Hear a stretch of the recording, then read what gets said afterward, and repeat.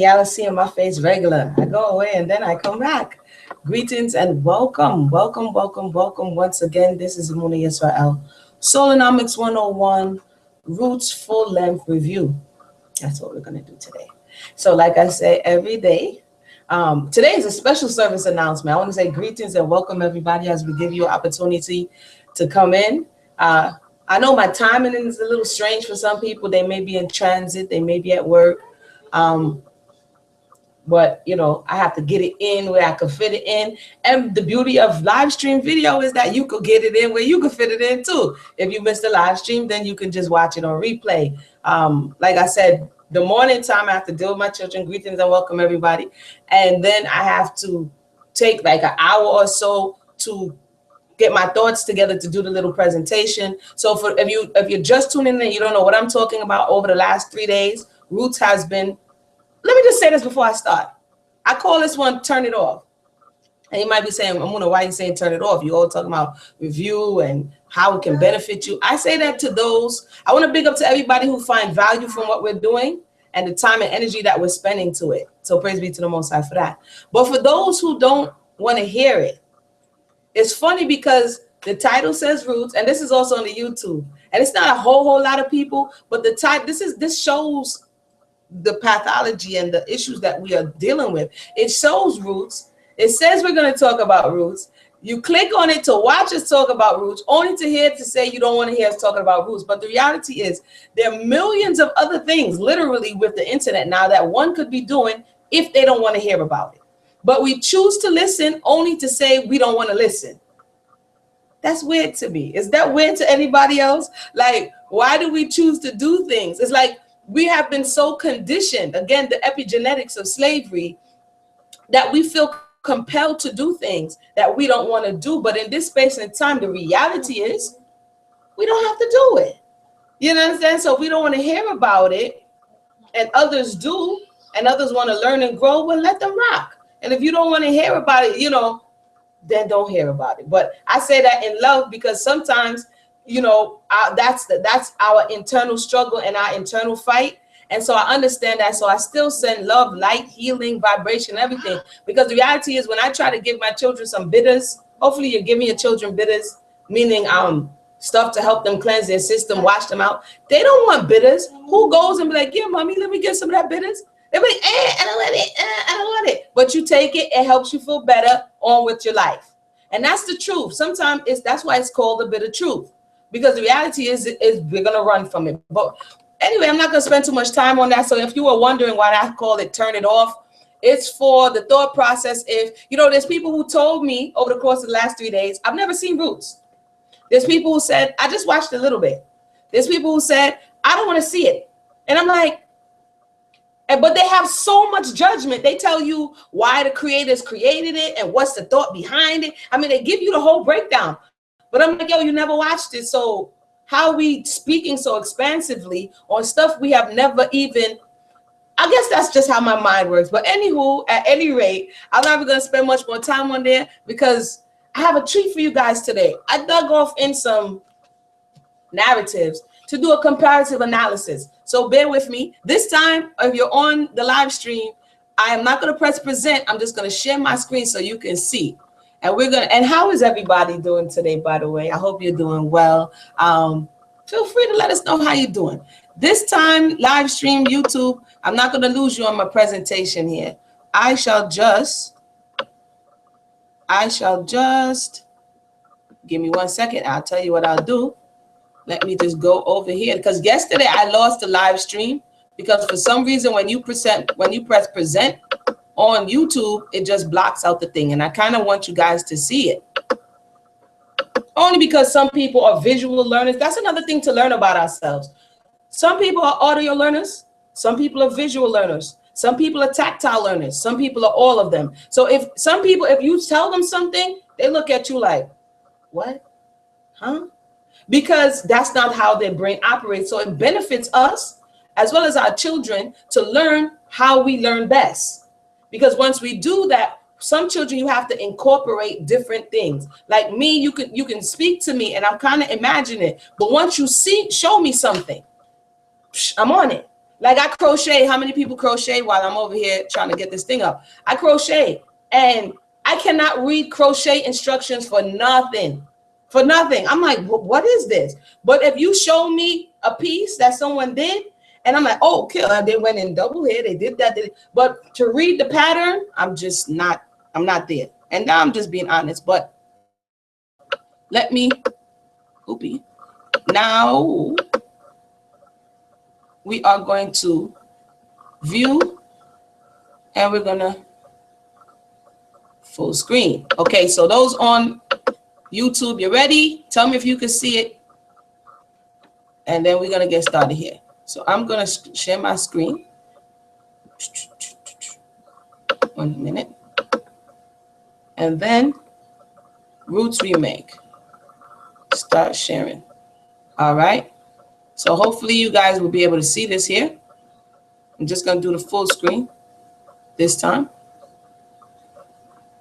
And then we're gonna get started. It's important to teach children today about Black American, bless up yourself, Tiffany Bean, American history, because schools no longer teach them. Ain't that the truth? And we're like, we don't want to hear it. And then here's another thing that's left over from slavery.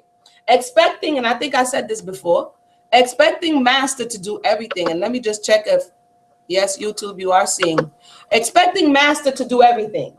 Master said, don't teach your children because I don't want them to learn anyway. So you didn't have to worry about that. Our foreparents didn't have to worry about that. They said, don't worry about doctors and medicine because we got that. And so we became, we are in this kind of victim mentality that, and then they took over the school responsibilities, and then we wanted integration. So you integrated in their schools, and then because you're on their turf, they're like, we don't really want to teach you that. We'll give you a little one line, go along your way. And then we complain. But the reality is, today we have access. So why are we giving all of the responsibility to someone else to teach our children what they need to know? We have to start sacrificing a little, much, and taking responsibility so that they will know it's your fault if they don't know. Because the reality is, even when you go to school, they lie. So it's still your fault if your children leave you, your grandchildren leave you. This is what is repeated in that narrative of Kunta Kinte or Roots. That what is repeated is the responsibility, no matter, and if they could do it in such a harsh institution, such as slavery, you understand what I'm saying? And they was like, they are holding on to this, and even Kizzy is passing it down. And you see at one point, Chicken George is like, I don't want to hear about that old African stuff.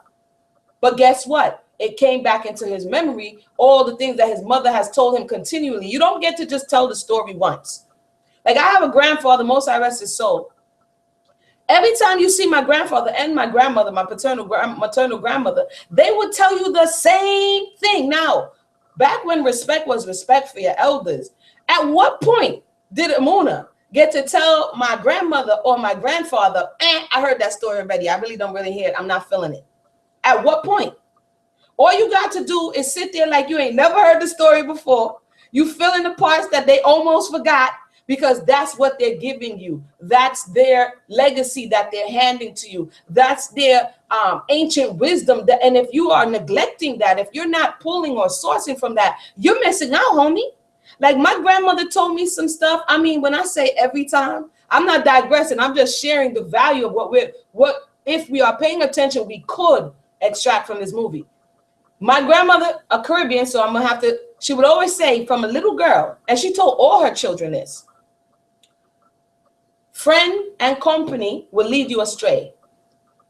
Friends and company will lead you astray. And she would say, baby, friend and company will lead you astray. Every time. I'm like, Mama, geez Louise. You see, Mama, you just better get ready to be like, okay.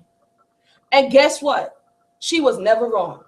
She told you to watch who you were. Birds of a feather flock together. Mind who you keep company with, because they will lead you off the right path. And it doesn't matter that she had to say that at least 100, 200 times, however many times. The same thing with my grandfather. Tell you the same story, especially when he got in his older years. My point is, we see that same thing in this movie. And the reason it's important is because your children are your responsibility. And just because you told them something once doesn't mean that's enough for them to get carried through. And so it's very, very important. And let me just make sure that everybody here is hearing and seeing, and you are. So let's get started. Roots Remake 2016. Again, for those on Facebook, I'm gonna put the link in the box. Big up yourself for all that thumbs up. I'm gonna put the link in the box. If you jump over to YouTube, I'll put the link so you guys can see it. Again, this is the LEV Project 2016 review, episode 2, sponsored by, because I'm also a businesswoman, entrepreneur, entrepreneur, collective economics, and all this stuff of restoring that which we have lost. So the LEV Project is kind of my non-for-profit, kind of what I do to just help with what you're seeing here. Can cultural clothing, something I just started, and the Soul Center, which will be coming soon, that has to deal with having courses that are kind of break down. Say it loud. What's up, Sabrina? How you doing? Yeah, say it loud, embrace who you are. The Soul Center is going to have courses kind of like this, where we break down and touch on some of the things that are going on, or the topics or the taboos in the community, and shed light on that. So look forward for the Soul Center coming soon. And again, this is some of the garments at Kane Cultural Boutique. And again, get used to seeing these things here. SOULONOMiCS, take time to learn, which is what we're doing at this point, and the Soul Center. So the children need teaching as well as the parents. Sometimes we be like, oh, we got through school. We got through them 12 years. We done. No, you're not. You're supposed to learn something new every day. Life is school. That's what I tell my children. Life is school, and it's never done. You don't finish learning till the day you draw your last breath. If you do, and you only stuck where you are, that now is what is the makings of someone who is foolish, because now you will not continue to grow. You will not continue to learn. LEV Project. This is something that someone left. So a little feedback. I like feedback. Thank you so much. I try to get back to the feedback. I had a correction. Someone, Vector 313, he corrected me. If it's a he or a she, they said Kunta did say in the original that he hated America, and this would never be his home. So in the last episode of the review, I said I don't remember Kunta saying that, because the way he said it this time, it was like I don't remember that part, but I had a correction. So Vector 313, big up yourself. Thank you for that. He said Kunta actually did say it in the first episode, so we stand corrected. Frankie Kate says, my admiration for you has grown tenfold. Your in-depth and thorough breakdown and clarification is phenomenal. Keep up the great work. So it's always good to have correction, reproof, as well as, somebody saying, hey, I appreciate what you're doing. And this is a lesson for us all in whatever it is that we do. We have correction and we have appreciation. And that's the balance. You understand? If I just pulled only good things up here, you're like, okay, sis, all right, I stand corrected. I was wrong. And I say thank you for that. And we move on. And this is part of the healing process, because we are so hyper defensive that the minute somebody is saying anything, oh, you saying something against me? What you trying to say? I don't know what I'm talking about. Blah, blah, blah, blah, blah. This is how we act. So these are some of the things that we need to heal and let go of. And once again, the same person says, thank you so much. They've been overseas and they haven't been able to watch. If people would stop seeing our history as us being victims, they would be able to see how our past is impacting. You know what, Tiffany? High five to Tiffany. Thank you so much. And this is why I find it just very important just to keep pushing through, because we have to change the focus. We have to change our lens. So I'm going to just jump off into this right now. Thank you for that, Tiffany. Again, it aired yesterday. No, it aired Tuesday. What am I saying, Tuesday? It aired Wednesday. I forgot to change that. My apologies. I'm going to have to change that right there. Guess what? I can change it right now. It aired Wednesday. See what I'm saying? Right on spot. Hold on. Oh. Okay, now I'm going to jack up the thing.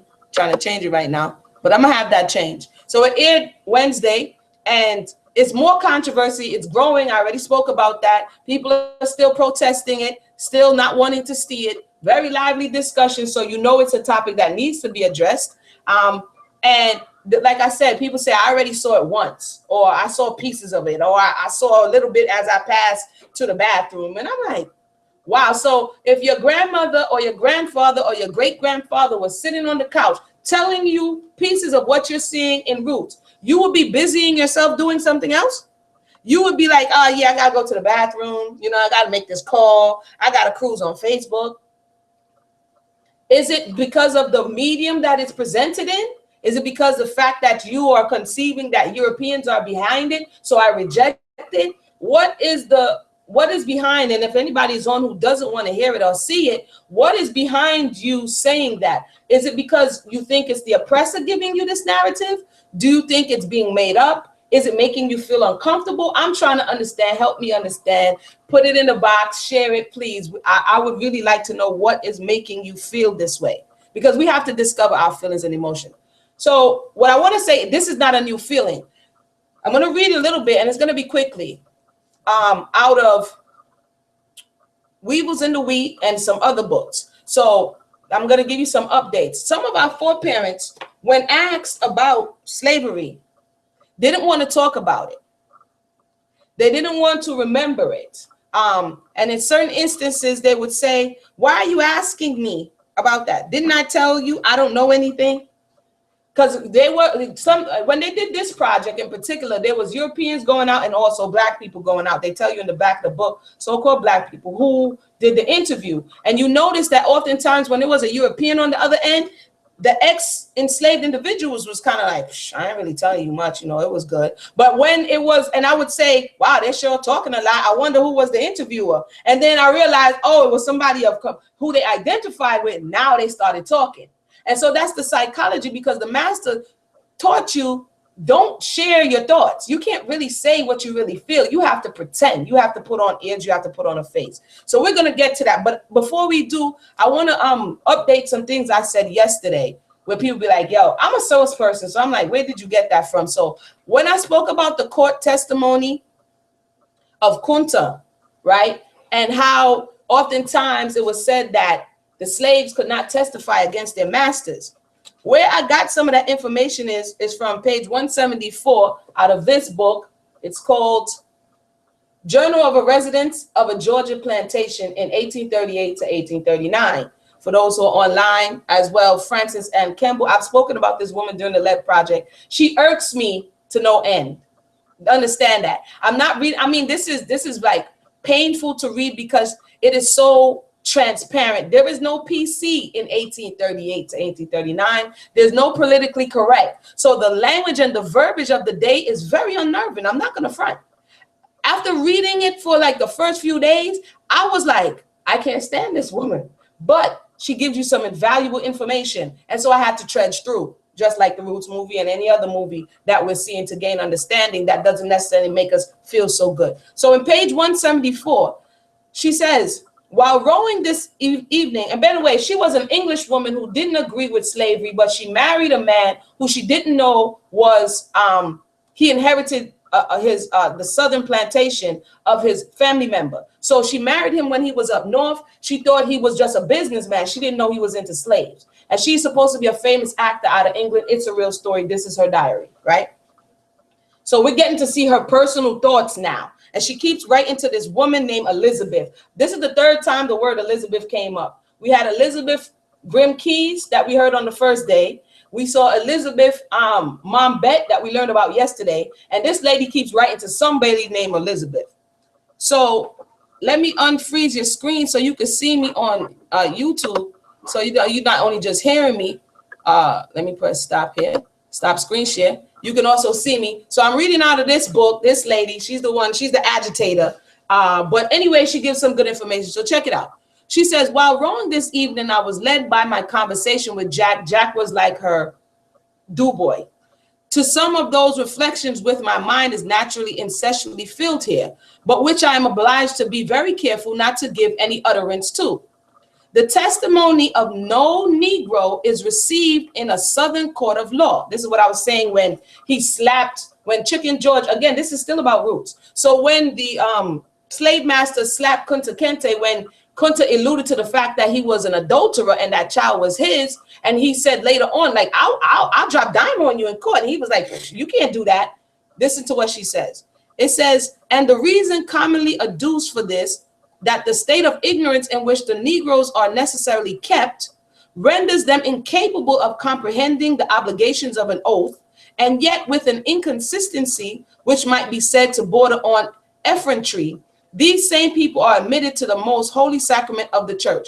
So she's saying that they claim the Negroes is ignorant. They won't know what they're doing in entering into oaths. So on that premise, they shouldn't be allowed to testify in court, because it's like saying a child shouldn't be allowed to testify because they don't really know what they're saying. So this was the consensus that, and there was another portion. I thought that was a portion of them saying that every quote unquote Negro is a liar. But I'll go on. It says, and are certainly thereby supposed to be capable of assuming the highest Christian obligation. So they're saying they really couldn't possibly turn you volume up or speak louder, sister. I'm following. Can you hear me? Hopefully you can hear me. Oopsie.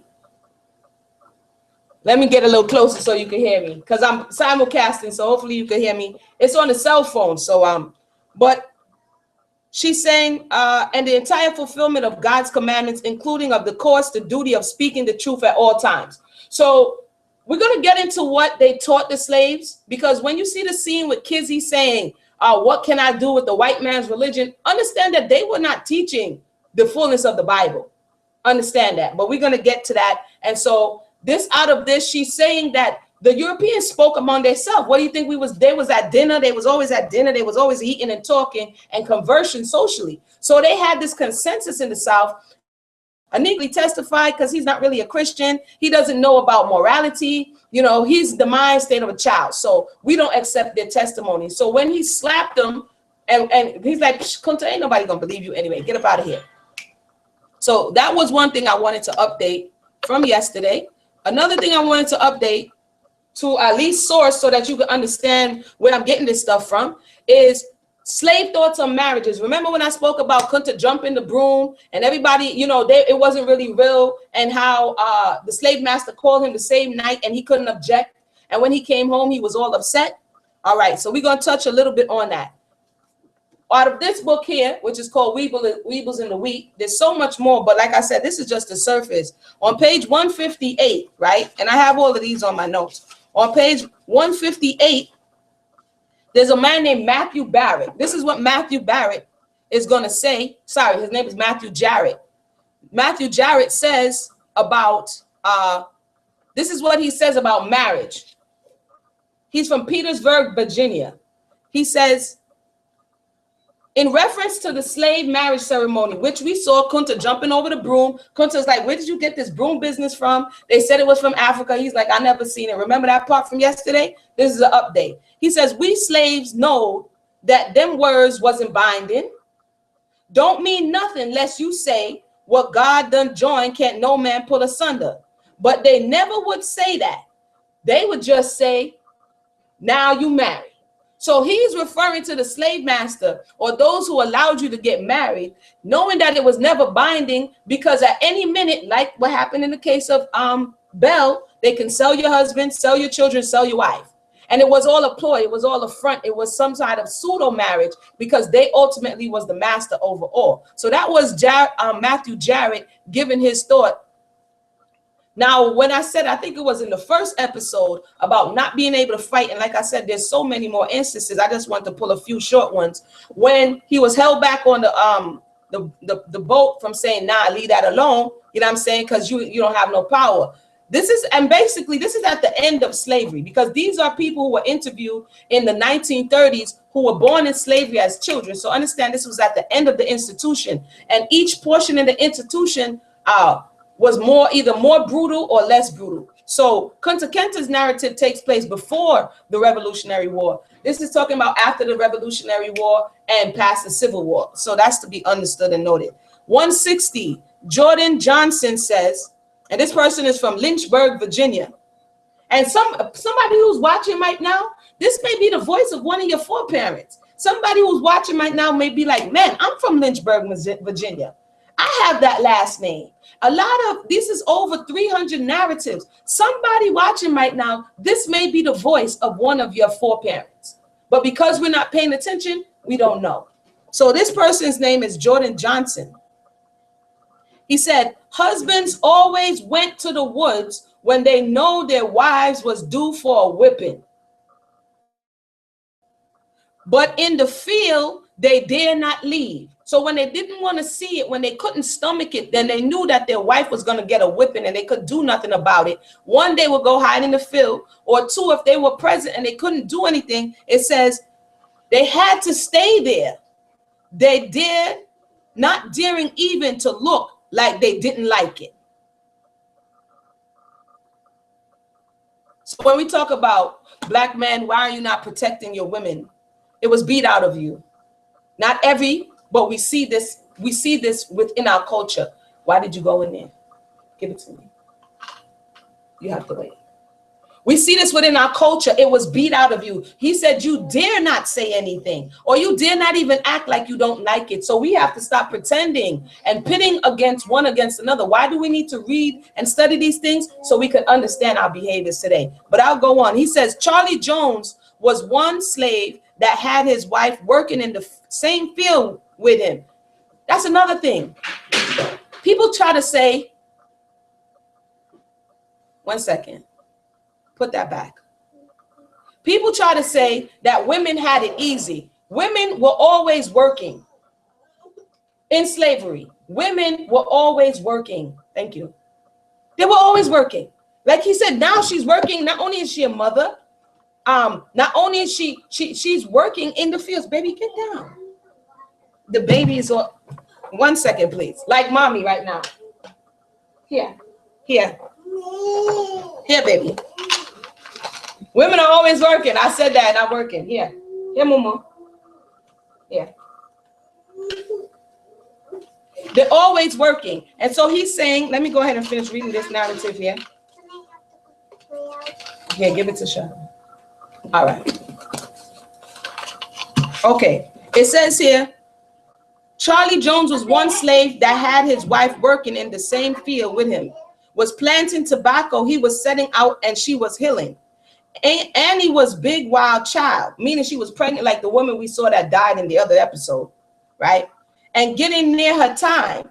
So remember we spoke about them actually working you in the fields up until your time, okay? It says, so one day she made a slip and chopped a young shoot down, meaning she injured the master's profits, right? Old man Diggs, the overseer, come running up screaming at her, and it made her more nervous, and she chopped off another one. Old overseer lift up that rawhide and beat Annie, the pregnant woman, the overseer's whipping. They used to dig a hole when they beat pregnant women. Don't touch it. They used to dig a hole and put her belly in the hole, in the earth, so that they can beat her without injuring the child. This is record.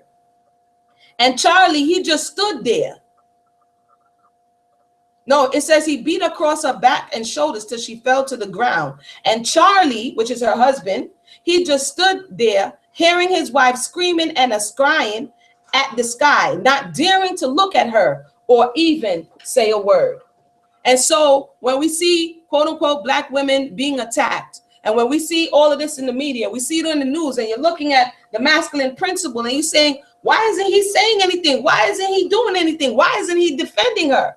It has been taught over time. Don't say nothing, or I'm coming for you and I'm gonna do you worse than I just did her. That also was told in the book of Incidents in the Life of a Slave Girl. The author said that the men would jump out the way so that they didn't catch whatever she was catching. But for the sake of time, I'm not going to go there now. Like I said, some of the stuff we discussed on the LEV project, but I just wanted to bring it to you to weave it into the narrative of roots so that we can understand that it's a whole tapestry. Everybody didn't experience the same exact thing, but some things are common. So let me go back here for those who are on the YouTube, and let's proceed, shall we? So I'm gonna do a little more reading today. It says, my thoughts, think about some things that are still in culture today, like we're doing. How can we continue to ignore the roots of this thing? No pun intended, right? The culture of me. Like we have this culture, like it's all about me now. I don't want to see it. I don't want to hear it. I don't want to deal with it. We're not thinking about the generations to come. And the fact that when we are no longer here, because that's a reality, everybody passes away. Did we prepare them for those who are preparing their children? Like for people, when they bombed Hiroshima or when they invaded Iraq, or when you think these parents are like, I don't want to tell you about what these people did. So the children could one day grow up and not understand the nature of the oppressor or the nature of those who do not like them. Malaya, go back in the room. Huh? So I say that to say, why are we taking this stance of willful ignorance? Let's just say that. And a denial comes from our foreparents. Like I said, many foreparents were in denial. So let me read one of them. I was trying to search because the book is very big. Okay. So I was trying to search for one, but I found one off the top. So on page 65, her name is Peggy Burton. And Peggy Burton, this is right after slavery now. We like 100 and some odd years later, but Peggy Burton was right after slavery. And this is what Peggy Burton said. I ain't got nothing to tell you. I remember you all right, but I done told you all I knows. I done told you that I was a little slavery gal and all about my ma and all that. So I done told you everything. Peggy is like defensive. Peggy is not trying to share no information with this interviewer. And there's other ones more explicit, like what you gonna do, write this in a book, or who want to hear about slaves in a book. This is what they were saying. But I give the Most High thanks that there were some who did not have this thought process and actually gave us this information so that we can be listening and learning today. So thank you for those who understand that whatever we do today, whatever we share today, whatever we experience, if we don't share it, then the next generation cannot learn from it. I'm going to continue. Narrative shifts to follow the experience of the woman in slavery. So when we enter in this Roots edition number 3, we're looking at women in slavery, which had a very interesting experience. This book I read is very good. It's a textbook. And if you're more interested in more than Chattel, Black Women in Slavery in the Americas, it's a good book to read because the narrative that they're giving you of Kizzy and the woman's experience and how the master used her, and he did it to the male as well, but she was violated much more. In the sense of having to bear the master's children, in the case of Chicken George, who was the offspring. And like she said, I thought that when I actually first saw it, that she attempted suicide. And she comes to later on say to Chicken George, when he was going to kill his father, to say, hey, that's your father. And actually, I entertained these thoughts. This book and others let you know, you saw it in the Underground series, that as a form of resistance, slaves would take their own lives and the lives of their children so that the master would not have total control over them. So understand that that narrative that was spoken was not a one-off. It's something that happens on the ongoing. So let me continue here. The woman's experience during slavery, like I said, was compounded because she was a woman. So she had to, like we just saw in the narrative that we read out of Weevils in the Reed, she carried the child. She was still in the fields, especially during harvest time. She was still being beaten, everything while pregnant. So we don't even want to go to Walmart while pregnant. Like, oh my goodness, I can't walk anymore. I can't do anymore. Give me 1 second. Everybody give me 1 second. 1 second.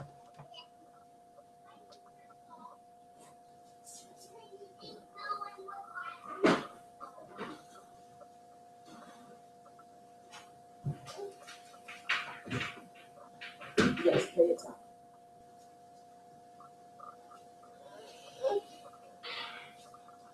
All right. All righty. Yeah, so she had to do all of this while pregnant, which pregnancy in itself is a wild experience. She had to do all of this while pregnant with the master's child oftentimes, or the overseer's child, or somebody who violated her, or somebody she didn't like, or the black man that they just opened the door and said, hey, which the narrative speaks about. I wasn't able to pull it right now, that he just shoves you in a room and says, get to mating. Somebody you don't know, don't like, never seen before. This is the type of stuff, and we're going to touch on a little bit right now. So in this book, which is just a small compilation of the breeding of American slaves, let me release the screen so that you can see it if you're on YouTube. Right? In this book, Breeding of the American Slaves, I'm going to read 2 things quickly so that we can show that what we're watching is historical. And to say that we don't want to see it is to close our eyes to the very things that could give us understanding. And I'm going to touch on that a little bit right in a minute. So breeding, heavy workload. Oh, sorry. This book, 76. I got them all marked up for you guys. I like highlight everything, right? So chapter 76, verse 76 concerning breeding. She says here,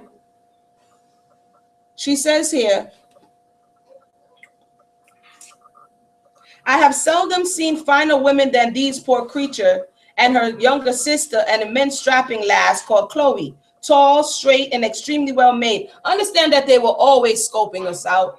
They was always sizing us up. They was always looking at, this woman speaks about it, our eyes, our lips, our skin tone, our complexion, our teeth. The very things that they made you think was ugly and nasty and dirty, they've always desired it, idolized it, and we see it in today's culture, right? Meanwhile, when somebody's bleaching their skin, they're tanning their skin. They're paying money to tan to see themselves. So it says here, who was assisting her sister, and whom I had remarked for the extreme delight and merriment which my cleaning propensities seemed to give her. On my last visit to the hospital, which was on, by the way, the hospital was on the premises of the plantation, this particular plantation, which was in Georgia, right? It says, she was here taking care of a sick baby and helping to nurse her sister Molly, who it seems is subject to those fits, about which I spoke to our physician here, an intelligent man residing in Darien, who visits the estate whenever medical assistance is required. Here we go. He seemed to attribute them to nervous disorder brought on by frequent childbearing. So a lot of our foreparents were bred like animals. It says this woman is young, I suppose at the outside, not 30. And her sister informed me that she had 10 children.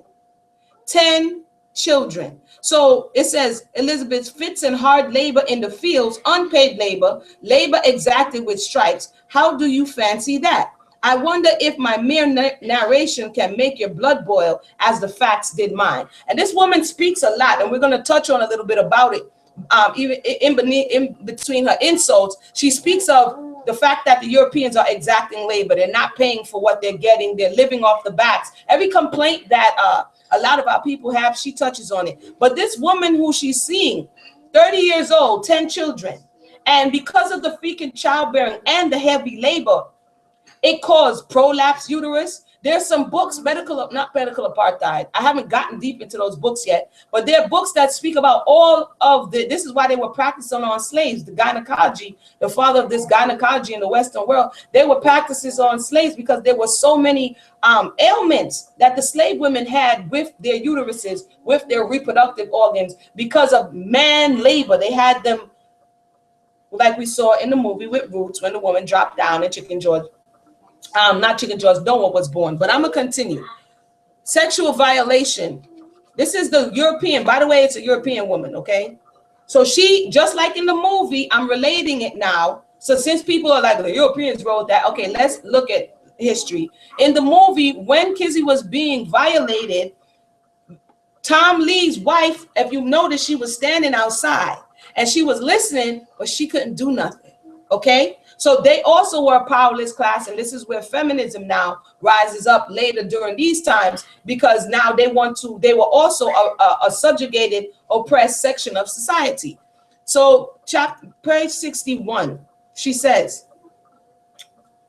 here, our servants who have been selected to wait upon us in the house consist of a man who is quite a tolerable cook. I believe this as a natural gift with them, meaning black people, they know how to cook, them, she calls them, us, as with Frenchmen. So all of these generalities. A dairy woman who churns for us, a laundry woman, her daughter, our housemaid, the aforesaid Mary, and 2 young lads of from 15 to 20. So she's naming all her staff, okay? She says, who doesn't get paid, okay? Who wait upon us in the capacity of footmen.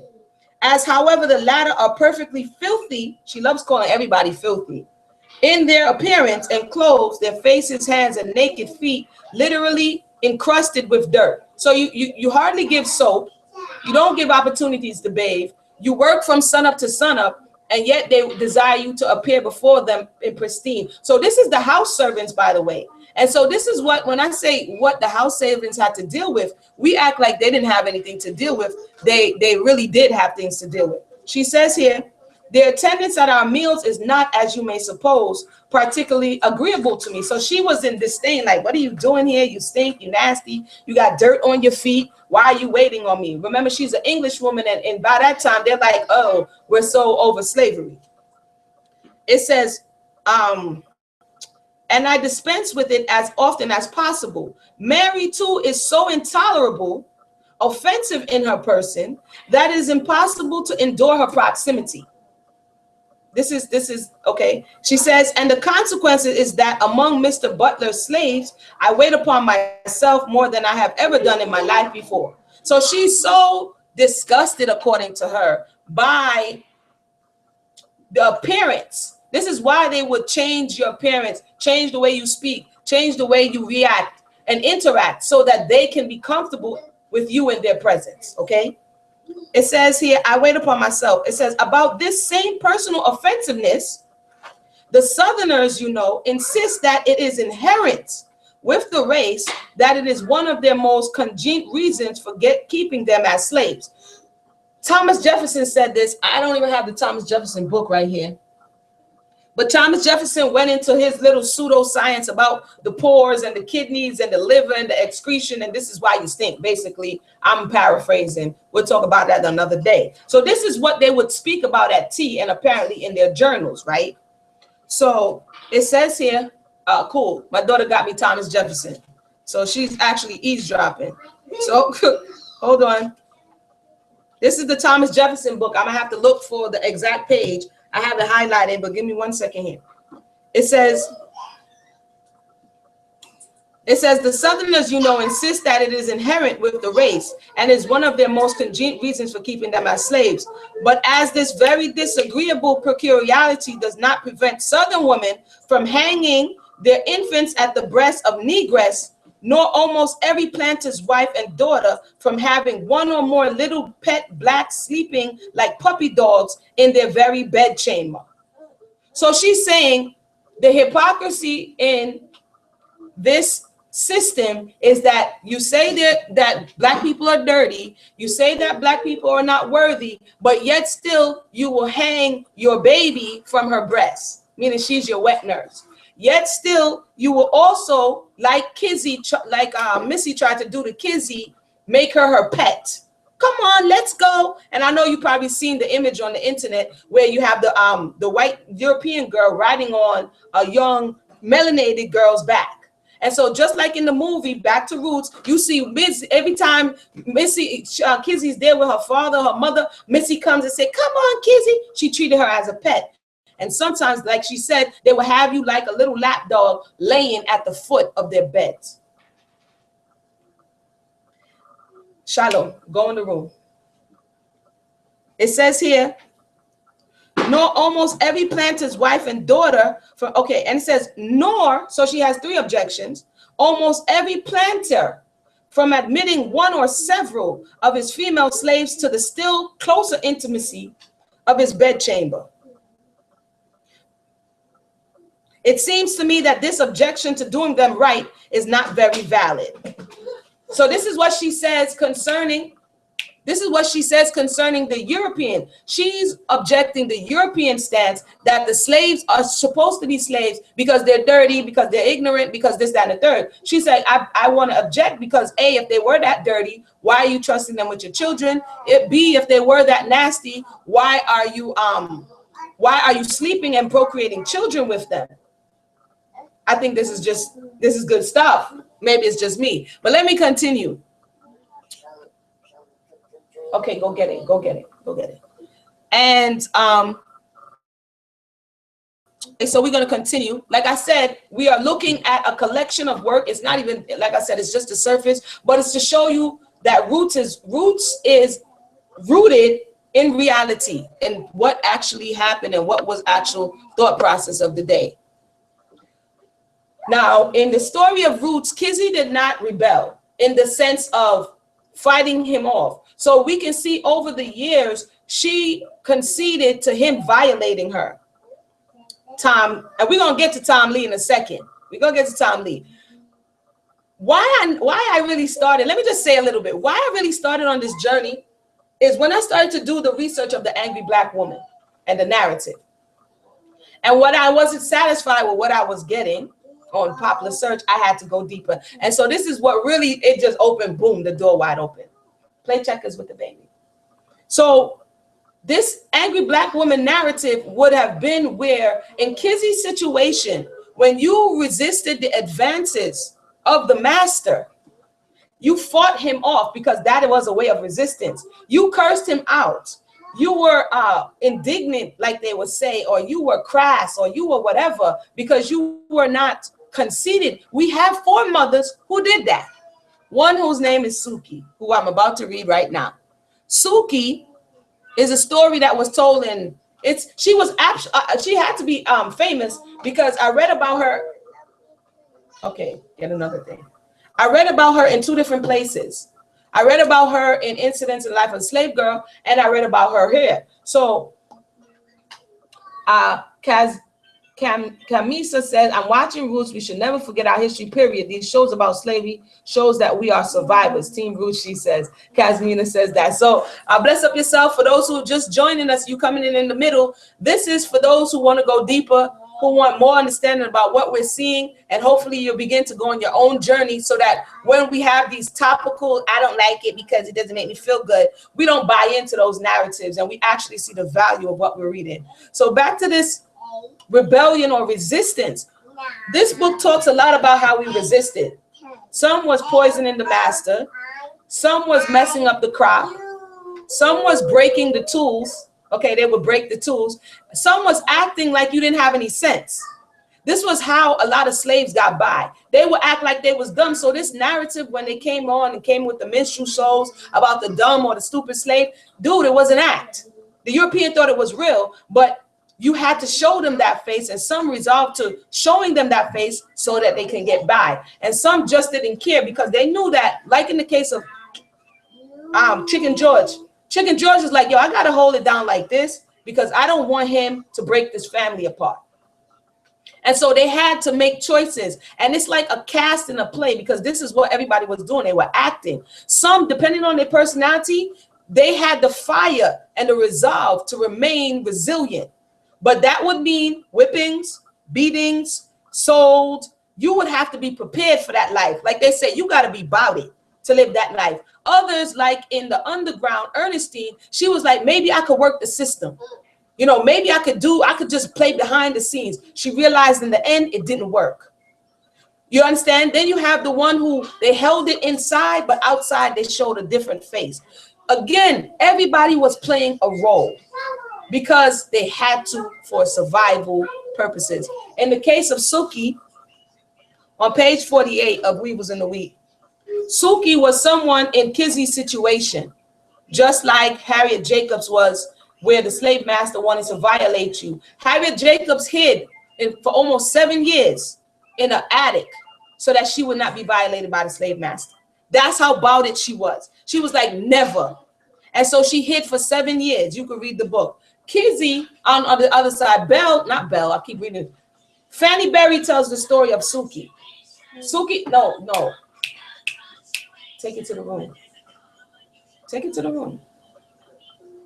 Take it to the room because it's too loud. I put the volume on. Okay. So Suki, this is what Suki did. Suki was her name. She was a big, strapping, excuse my French, this is what the word is used, our foreparents use. This is what and here's another thing. They use nigger for themselves and to describe one another. So in this case, give me 1 second. I'm going to tell you about Suki. Give me 1 second, because some parts, hold on.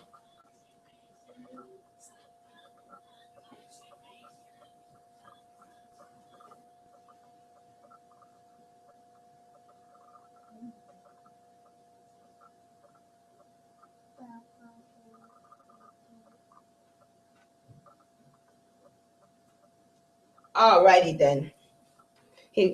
Okay. Sorry about that. I missed nap time because I was a little behind. And so understand this is what we do. Suki was her name. She was a big strapped-in nigger gal that never had nothing much to say. So Suki would be like, who's big like Suki? you know, somebody who we could imagine who's just big, strapping, and brawly. It says she used to cook for Miss Sarah Ann, but old Massa was always trying to make Suki his gal. So basically, Massa was trying to violate Suki, right? It says here, one day, Suki was in the kitchen making soap. Had 3 grand big old pots of lye just coming to a boil in the fireplace when old Massa come in for to get after her about something. So Suki is in there doing her thing. She's going to make some soap. She in the kitchen. The joint is boiling, right? He lay into her, but she ain't answered him a word. Then he tells Suki to take off her dress. She told him no. So there was some people, well, why we don't have no stories about resistance? We do have stories about resistance, but you resisting the stories about resistance. It says here, then he grabbed her and pulled it down off her shoulders. When he done that, he forgot about whooping her, I guess, because he grabbed hold of her and tried to pull her down to the floor. So he's wrestling with her. He's fighting with her. Now he's fighting to violate her, right? It says here, then that black gal got mad. So he done pissed off Suki now. Suki's like, now, oh, Suki. And it, oh, chill. Wow, I'm sorry. I just had a moment on camera. That's a connection. Do you know back when you was little, what do you say when something is about to get started? Oh, Suki, Suki now. It just hit me. We have anybody, I'm sorry, maybe Emunah's having a moment, maybe I'm so excited, let me calm down. Has anybody, when you were younger and stuff is about to get started, you say, ah, Suki, Suki now, and you start doing this with your finger? That means you already know it's about to be on and popping. Anybody, let me know. Anybody? Nobody's ever heard that before? I know y'all have heard that before. Let me check on YouTube before I continue, because that could possibly be, because like I said, this story is one that seems to be renowned about Suki during this time. Tasha's laughing. Tasha, have you ever heard that? I've heard it, Tasha. And we be like, oh, Suki, Suki. Now, Suki is a real person. Okay? We're finding out now, and I actually just had that connection on camera. Okay, the people are saying, yep. All right, here we go. I'm sorry. I see you guys now on YouTube. I'm gonna read some of the comments in a minute. So, yep, I have. So all Suki, Suki now seems to be coming because Suki was quiet. It was about to get popping and Suki's about to go in. Okay, and we always know that when you go in, it means that something just popped off. So it says here, so he's about to try to rape Suki. He says, then that black gal got mad. She took a punch old master and made him break loose. So bam, she punched dude, right? The master. So she's like, yo, I'm not bothering you. Please leave me alone. You want some, you could get it. It says here, it says, and made him break loose. And then she gave him a shove and pushed his hind parts down in the pot of soap. So she pushed him into the soap, the hot boiling lye. Soap was near to boiling and it burnt him near to death. He got up holding his hind parts and ran from the kitchen, not daring to tell because he didn't want Miss Sarah Ann to know about it. Well, few days later, he took Suki off and sold her to the nigger trader. So he couldn't rape you. He couldn't abuse you, so I'm going to get rid of you, okay? And so he takes her and sells her. It says here, and then it says, well, for days later, he took Suki off and sold her to the nigger trader. And they put Suki on the block. And the nigger trader examined her and pinched her. And they opened her mouth and stuck their finger to see how her teeth was. Then Suki got awful mad. Right? And she pulled up her dress and told old nigger traders to look and see if they could find any teeth down there. So Suki got fresh with them. Why are you invading my privacy? Why are you violating me? Tell me if you can find any teeth here, she says. Old Jim Massa's coachman tell us all about it. So the reason they know the story, that's the train going by. The reason they know the story is because oftentimes those who travel with the men, the coachmen, the drivers, they will come back and give the information. And this was entertainment of the day, so everybody was all ears. It says, cause he done seen it. Martha never did bother slave gals no more. And I read this in another narrative, so I'm like, oh, Suki was famous. Suki was famous, and like I said, the connection just hit me that this could be when somebody's gonna get mad. They'd be like, oh, Suki now. Now we got something more than roots ain't real, but you run around talk about oh, Suki now. Let me read some of this here. As soon as you said her name, that's what came to my mouth. There we go, we connecting. Thank you so much. Let me see what's going on. You see me miss those talks with grandma and my papa. Agreed. People love sweet things and not bitter things. I love how they brought up Florida as a slave haven. And that's what, yes, Florida was a place where was under the Spanish rule at the time. And so many people ran to Florida. The Indians were down in this region and things of that nature. And so they would, I believe, if I'm not mistaken, Rosewood is in Florida. And there's a whole story about that. Sisters on point. Big up yourself, person, kid, person, you already know this is the LEV project, you know, on protein. You know what I mean? We on protein powder right now. They say steroids, we say protein powder. So much to learn. Quick question, are you reading from 2 different books? Yes, Shamika. Right, what I'm doing, what I did for you guys is took some of the things that we learned from the LEV project and show you how it is interwoven within the root story, so that when people keep coming and talking about it's not relevant, it's not true. It's not true. And so I'm reading from this book, which is a European woman by the name of Fanny Kemble.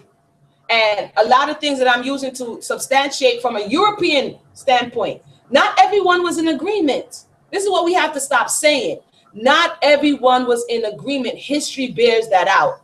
Everybody wasn't down. They wasn't necessarily down for you to be their homie, but they weren't down for you to be beaten, abused, and treated in the way in which we were. So we have to stop telling that false narrative. The next book that we're reading is Weevils in the Wheat. We just read Suki's narrative out of Weevils in the Wheat, and Weevils in the Wheat is over 300 narratives of ex-Virginia slave. So there was a whole project by the Library of Congress to get the voices of slaves, and you can actually hear some of their voices. I've listened to their voices. Go in the Library of Congress, you can hear their voices recorded in the 1930s. And the next one is More Than Chattel. I haven't read out of this one yet, but if you want to learn more about women in slavery, that's a good place to start. And so Elizabeth Freeman was a great grandma of W.E. Du Bois. Well, I didn't know that. I have to look that up. That's what we read about Ma Bet. We read about Ma Bet yesterday. So Antron is saying that it was a great grandmother of W.E. Du Bois. So that is something for us to look up and edify ourselves.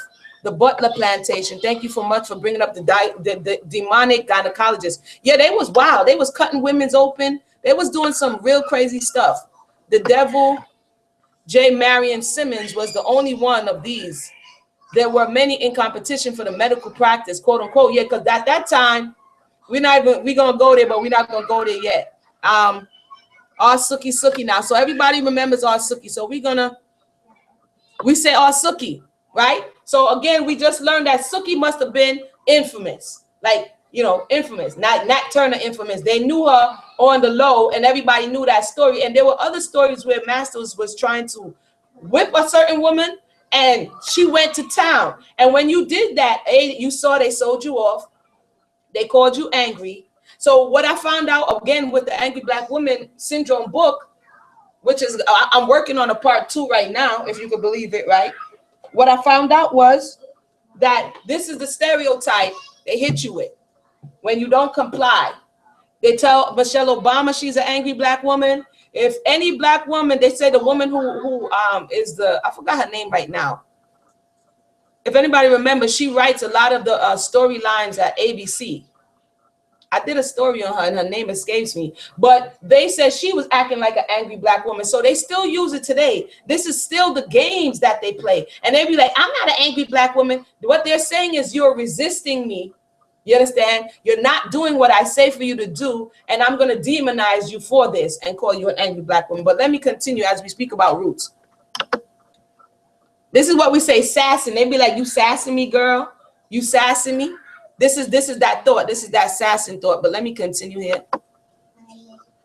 Thank you, Shonda Rhimes. Thank you so much, Indy 500. Shonda Rhimes is her name. They call her Angry Black Woman, and she was upset. She was like, "Why are you calling me this? Why are you marginalizing me?" We have to understand they're still playing the same game. But if we don't know how far the rabbit hole goes, we keep reacting.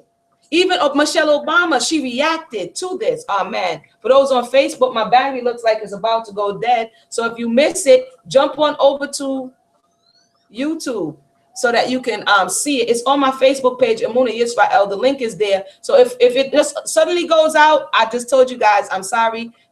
Click the link on my YouTube and you'll be able to see it, Emunah Y'srael on Facebook. But I'm gonna continue. Woo! I said I wasn't going long today, right? Kizzy, like her father, she kept calling on the strength of the father. That's very interesting and necessary to know that whatever we hand to them. And so if you tell your child you're stupid, you're this, you're that, you're that, in the time of need and needing of strength on your words, they're going to remember that. If you put in your child a balance, not just you're the best ever and nobody could, no, because that's imbalance. They go out in the world, get slapped upside the head, and the first time they get, the world is over. You have to give them a balance of who they are. Mingo. How could I finish without talking about Mingo? Mingo was the counterpart to the angry black woman. Mingo was the bitter, angry black man, quote unquote. Mingo didn't like children. He was uninviting. He was mean, but they never say, or they say later, Mingo speaks about it a little bit in Types and Shadows. But what made Mingo so bitter? This is what we need to ask ourselves. When we see somebody, it's like you see a troubled child just all over the place, emotionally disturbed. And no one is saying, what's making you this way? We're demonizing the behavior. Yes, you identify the behavior, but something else is going on. And Mingo is that angry black man who all he cares about is his birds, someone who cannot reject him. You know, and so when Chicken George is trying to come into his space, Mingo's trying to attack him. Like, are you trying to take over? Because there was a pitting of old slaves against new. And when you're an old slave and you become outdated, like your cell phone, they trade you in. They don't want you there no more. And this is what oftentimes the elders, especially the field ones, can you put links up for the book? Kane says, I'm putting link up for the book. I'm going to do all of that stuff once I finish. And so once this is done, you'll look at it in the link and you'll be able to see it. Definitely. Thank you for that. So, Young Tom Lee, let me go before it goes out on Facebook. Let me get you guys this quick. Who saw how wild it was where the European mind, people think it doesn't have any value. I'm like, you get to see, because apparently we don't think the way they do. And this is not every culture and every people have their way of processing things. And apparently there's a deep story with Mingo, but again, it's like, oh, it's just the angry black man. We don't want to hear about you, Mingo. But what I wanted to say is that they seem to have different ways of dealing with things. And because we keep trying to relate to the European as we would relate to ourselves, I think this is where we get hung up. It's like trying to relate to a narcissist the way you would want things to be for you. But they don't see things the way they do. They don't view life out of the same lens. And so when I'm watching this dueling, when I'm watching, like they say black people do crimes of passion. Like but in this narrative, they get in a tussle and then they agree to meet. One second.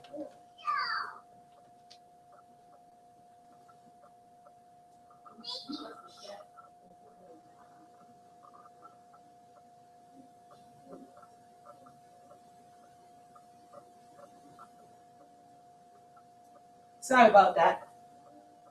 Yeah, I just found it strange the way in which they were like, yeah, I'm gonna fight you tomorrow in a duel and I'm gonna shoot you. Oh, my name on YouTube is Emunah Y'srael. EMUNAHYSRAEL. And when you look it up, you'll be able to see the live stream if you get cut off. So basically, I find that they study us, but because we keep projecting what we want them to be, this is how we keep missing. So in this case, the whole dueling thing, you know, Tom and Mingo kept telling him, Mingo was like, yo, George, they don't see you for who you really are. They see you for who they want you to be. And that's in relationships, period. Most times people can see you for what they can get from you, not who you really are, who they think you are, who they want you to be, because we project our mentality onto things. And when we begin to come through that, Mingo kept trying to tell him, but he didn't listen. Young Tom Lee, slave master, full of lust, you know, and a lot of them was full of this lust. They was full of this power. They became despotic and tyrannical.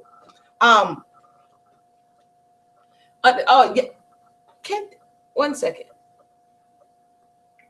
And who talks about that? The lady that I really don't like, but she got too much information for me to ignore. On page 93, Frances Ann Kemble speaks about her thoughts on what happens when these Europeans get too much power too young. She says here, she says, I don't think that a residence on a slave plantation is likely to be particularly advantageous to a child like my oldest. So she's like, yo, this is not a good place to be for my child. She says, I was observing her today among her swarthy worshipers, meaning that in order to survive, a lot of the slaves swooned. They worshiped, they threw themselves at, not all, but a good amount, threw themselves when they saw the master. Yes, master, what you want? This is not totally made up. She's saying here, for they follow her as such and saw with dismay and universal eagerness with which they sprang to obey her little gestures of command. Oh, master, what's that you say, master? You wanted some juice?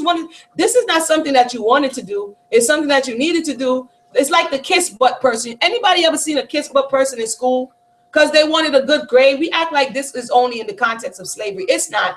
People just come on the job. They do a little bit extra. Yo, I'm sorry, boss. I bought you this apple today. You know, I went ahead and got your car washed, boss. You know what I'm saying? Teacher, I want a good grade. So what? They wanted something, and so they gave this extra thing.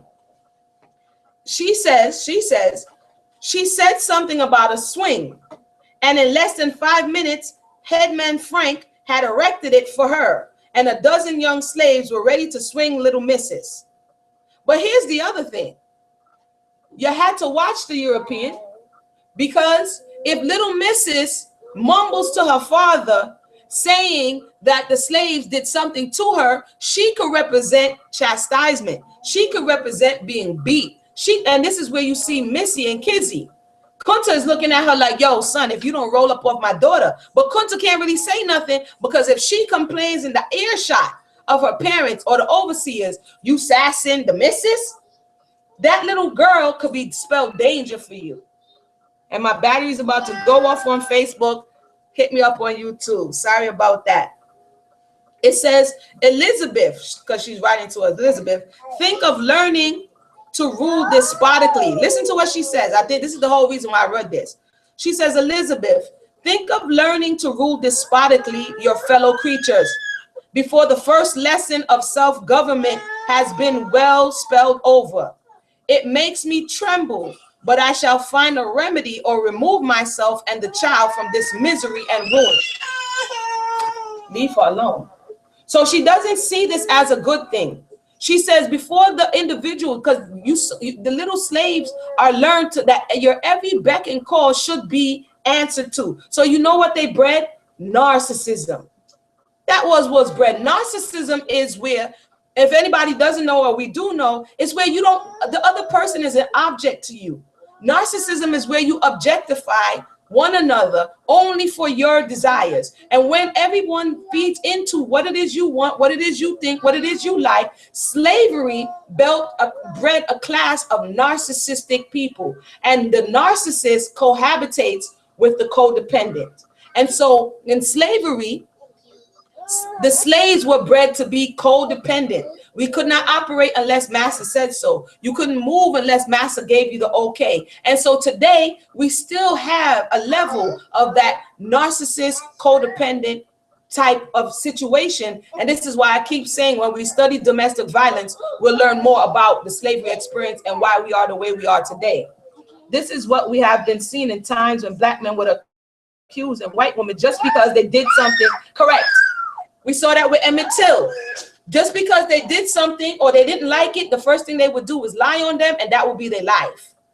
So once again, Facebook, I'm sorry, you're gonna, hit me up on YouTube. But one more thing out of this book is the Irish condition. Remember, as soon as the Englishman, remember I told you that race is a construct that they made up to divide. But amongst the Europeans, they didn't fall for this whole race thing. They were still dissing each other. And so we see that they were dissing Tom Lee. They was like, oh, you ain't nothing but a little Irish man. You know what I'm saying? A little poor, piss poor, broke Irish man. And he kept getting upset. This is why he ended up dueling. He ended up dueling because he was upset. She speaks about it. So let's go into what she says concerning the Irish. Okay, let's go there. She gives a lot of information. So, you wade through the water on it. It says here, and this is why a lot of the overseers were of the poor class. A lot of the overseers were Irish. You understand? And this is why they were so brutal, because they were indifferent of their own position. And so they took it out on quote unquote black people. It says here, she says here,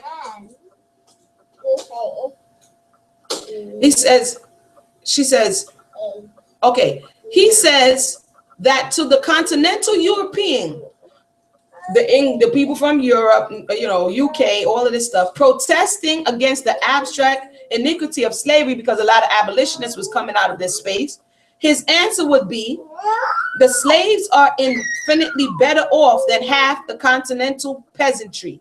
So they're saying slaves were better off than the poor in Ireland, the poor in France. They're better off than the serfs, basically. It says, to the Englishmen who felt like they were much, more distinguished and above. Hold on 1 second. Hold on 1 second again.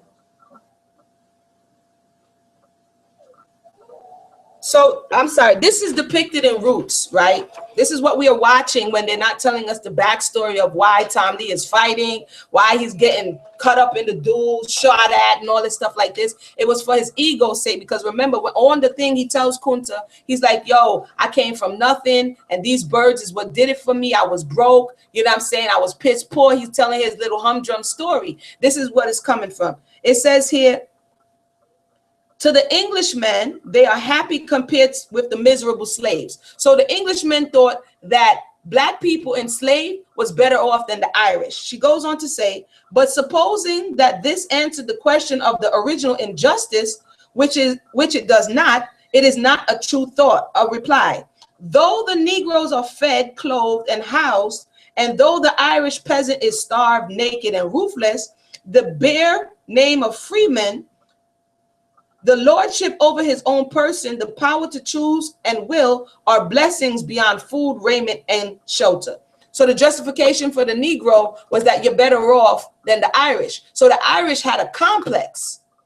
They had a complex against black people and Englishmen and whoever else, Frenchmen, whoever else came to because they were considered the white nigger. Let's just say that. Again, I'm speaking in the vernacular of the time, because that's what they would call them. That's what they would be considered, because they were in the same, according to them, lower state of existence. One more thing she says about the Irish. It says, now the Irishmen are to have $20 a month wages, and to be found to use the technical phrase, which means finding abundant food and the best accommodations which can be procured for them. This is when they had advertisements for work. It says the Negroes are hired from their masters, who will be paid, of course, as a high price as they can obtain for them, probably a very high one, as the demand for them is urgent. They, in the meantime, receive no wages and nothing more than the miserable Negro fare of rice and corn grits. Of course, the Irishmen and these slaves are not allowed to work together, but are kept at separate stations on the canal. This is every way politic politic, for the low Irish seem to have the same sort of hatred of Negroes, with sex differing, but little in their tenets have for each other. So again, she's talking a little bit about the conditions, the mentality of the day, of how the European, the Englishman in this particular case, is playing off of the feelings and emotions. So it's like you putting somebody over somebody they hate already, because, you know, at least you don't have to do all that I have to do for my food, clothes, and shelter. So when he has this little bit of power, he's going to go to the levels with it. And this is what we saw, mean, nasty overseers. And so when Tom actually gets to own a slave, he is absolutely overcome with excitement and joy. We're almost to the end. I want to thank everybody for just spending the time to go in depth on this. Oh yeah, I can't go without this one. Chicken George's. Let me go ahead and give y'all my screen again for those who may need to see. Chicken George wants to marry pastor's daughter.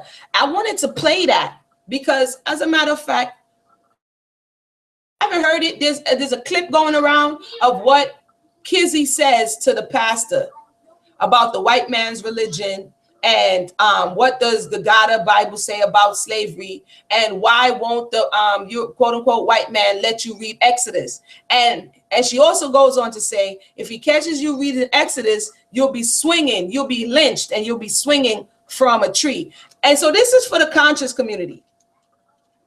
And I know that our elders who have read further and done more study, but this is for the younger ones, such as myself and younger, who we just hear things and we run with them.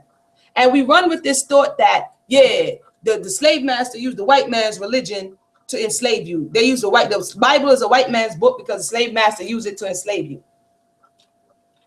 The slave master, as we're about to read in this account and others, used a portion of anything that is considered true is called a lie. A lie has to have truth in order to stand. And so as we are about to hear, Quizzy asked a very real and present question. But the question also remains, and we have that also, the question also is, what did they tell you? Because like she said, certain parts of the book, because, hey, it was illegal for you to read. So they were not telling you the fullness of the book.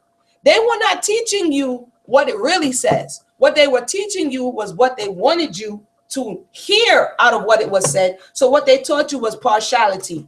And Kizzy alluded to that by saying Exodus will get you hanged. And I'm going to read a little bit about it out of what Francis Ann Kemble is saying also.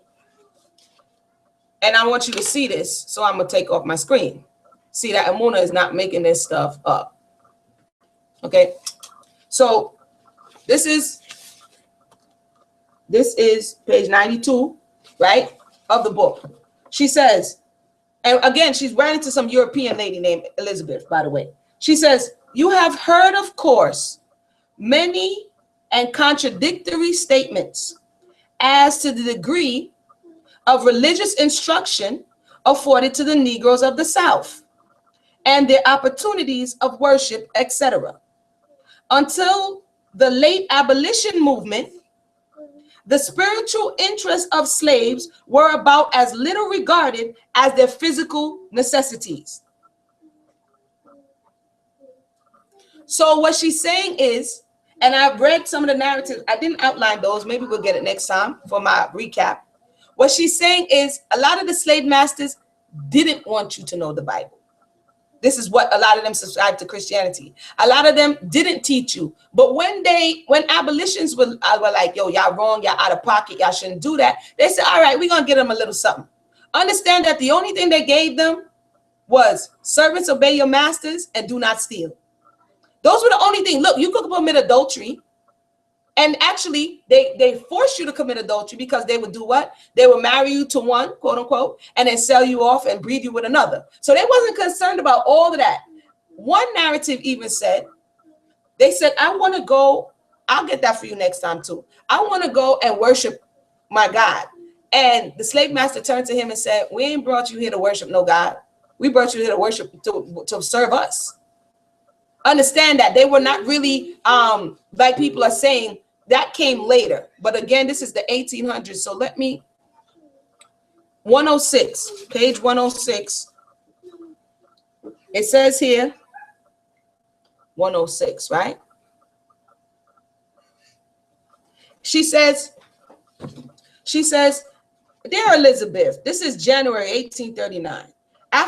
Take that in the kitchen. After finishing my last letter to you, I went out into the clear starlight to breathe the delicious mildness of the air, and was surprised to hear, rising from one of the houses of the settlement, a hymn song, apparently by a number of voices.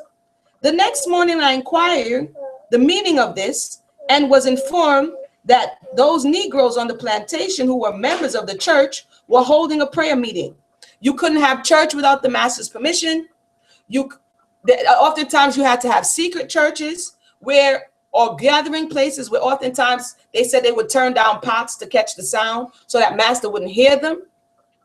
Patty rollers would come and break up your meetings. So understand that the religion of the slave master was not given to you in the way in which the slave master was consuming it.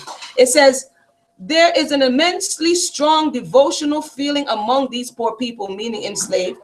The worst of it is that it is zeal without understanding, and profits them but little, yet light is light. Even the poor and portion may stream through a keyhole. And I come, this most ignorant profession of religion, in Mr. Butler's dependence, as the herald of better and brighter things for them. So she felt like she was going to come and save and rescue people. She had this kind of, and a lot of other people who come with these Europeans come with this savior complex, like I'm going to come and slave and I'm going to come and deliver you. She says some of the planters are entirely inimical, INIMICAL, to any such proceedings, and neither allow their Negroes to attend worship or to congregate together for religious purposes. And truly, I think they are wise in their own generation. Hear what she's saying now.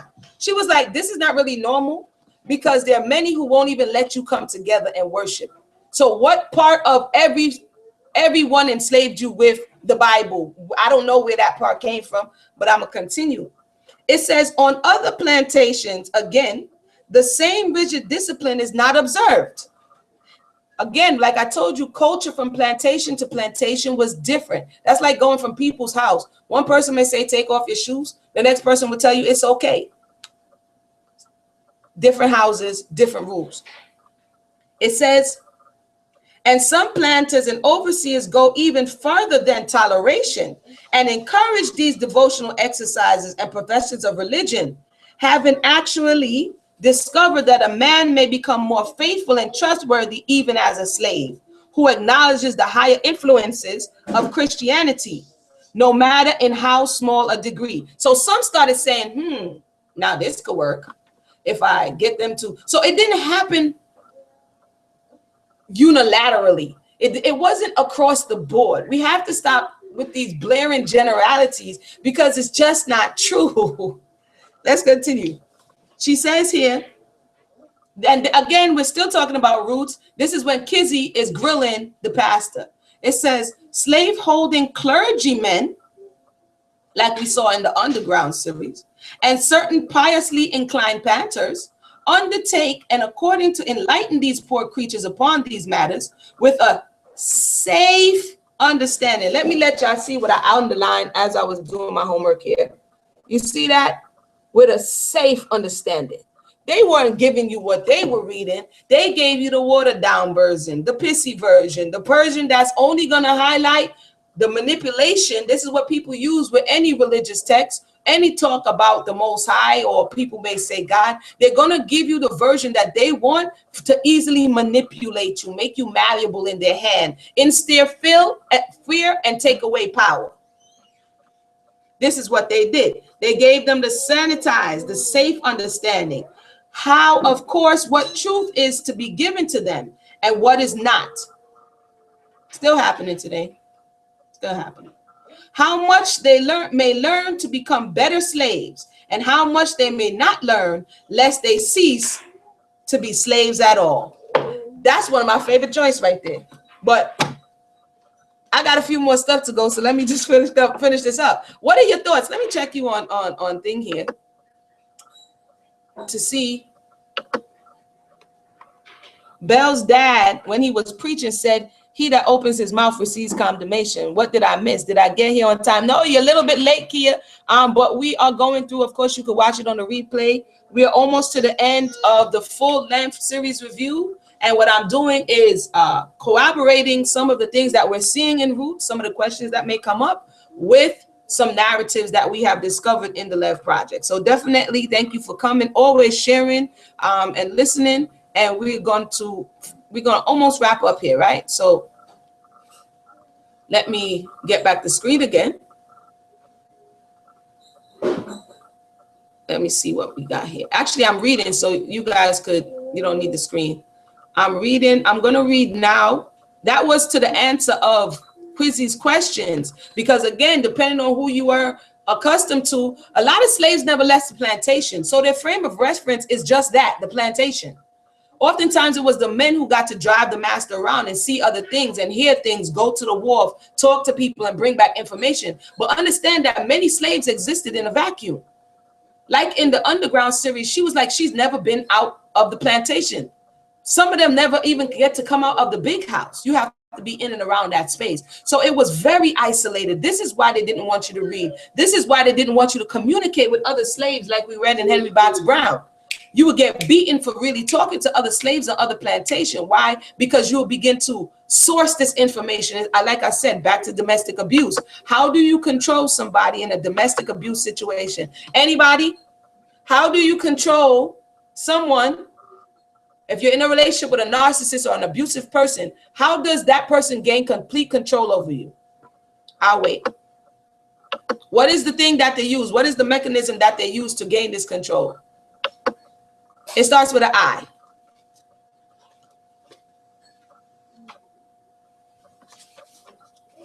While I'm looking this up here.